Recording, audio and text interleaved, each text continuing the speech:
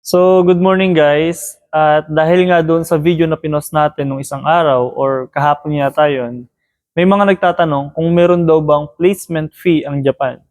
So, ang sagot po dyan ay wala. At pero meron babayaran, which is nagkakahalaga ng 65K or 65,000, no? So, itong 65,000 na to, sa pagkakaalala ko, bayad doon sa schooling, at sa pag-i-stay ng 6 months doon sa school. At syempre, doon na rin sa school yung dormitories na tutuluyan natin, no?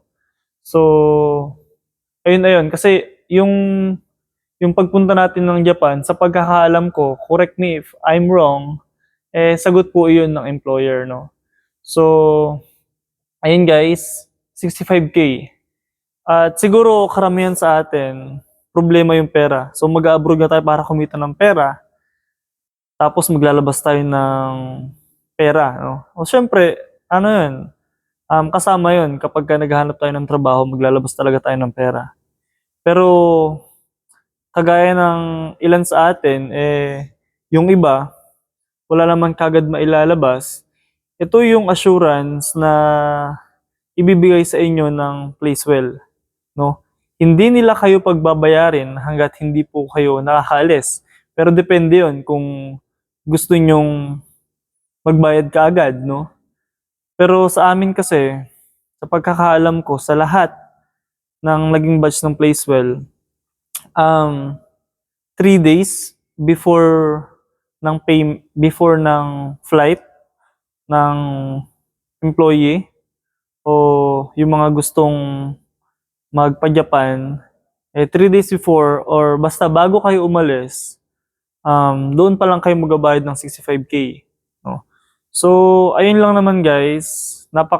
Para sa akin, napakasulit na rin 65K kasi I do research naman. Isa yung Placewell agency sa mga may pinakamababang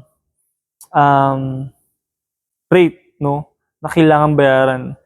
Pero guys, yung 65K na yun, hindi pa doon included yung mga pagkain natin sa weekly at pamasahe natin pauwi at mga pambili ng luggage or yung sa mga pocket money. Wala pa po yun doon. 65K is only for schooling, teachers, dormitories, and etc. So, ayun. Doon sa school nga pala, pasadahan ko na rin, no? So, mag-stay po kayo ng 6 months doon. So, magkakaroon kayo ng pribilehiyong umuwi kapag nakapasa kayo sa mga weekly exam nila. And isang advantage nun guys, kaya pinag-stay kayo doon sa school, para mas makapag-focus doon sa pag-aaral ng Nihongo, no? So, yung pagkatuto ng Nihongo, nakadepende po talaga sa inyo, no? So, ako, aminado ko, di ako ganong nakapag-aral. Medyo distracted pa rin. Pero, nagsisikap naman din tayo na matuto ng Nihongo. So, ayun lang, para sa video na to ngayon. Yung 65K guys, hindi ko alam kung nabago, nadagdagan, or nabawasan.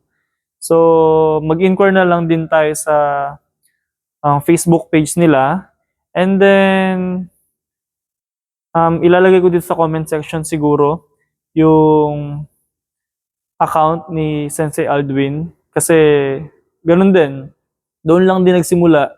Kaya ako nakapag-Japan. May isang taong nagbigay sa akin ng account ni Sensei Aldwin and then, nag-respond siya. So, ayun guys, para maset kayo ng orientation, huwag nyo nang patagalin. Bye-bye!